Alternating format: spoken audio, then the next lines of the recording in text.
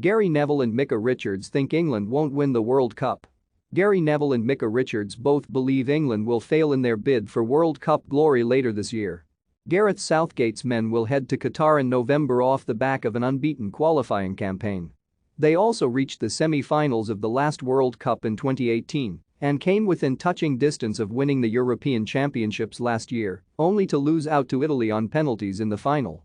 Neville and Richards agree that the team is not far away from ending England's 56-year wait for a major tournament win, but they still expect them to fall short at the World Cup. The pair were asked during an appearance on Ladbubble TV if they agreed with the statement, "England will win the World Cup this year." Neville answered, "I disagree, I don't think they will. I think they're as close as they'll ever get, they're a brilliant bunch.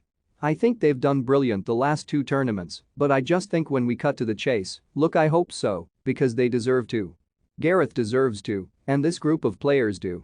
I just think France, Germany, Spain, you've got Brazil, Argentina coming into it, Senegal, all these countries that are fantastic." Richards added, "I still think they're a couple of years away." Neville then turned the conversation to individual players as he asked whether Southampton midfielder James Ward-Prowse should be on the plane, having just failed to make the final cut for the European Championships last summer. Without hesitation, Richards delivered an emphatic response. "Yes, he's the most underrated player in the Premier League for years. And people say maybe he doesn't have the mobility, but he works hard, he's always 7/10 with that great right foot," he said. "You know what lets him down? Because he's so good at free kicks, like your mate David Beckham, people forget all the other stuff he does, and that's his problem. But he's a top player." "We're on the same page," Neville replied.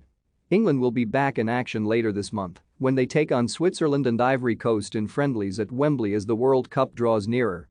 Sportbubble and Sky Bets Agree to Disagree is available on Ladbubble TV on YouTube.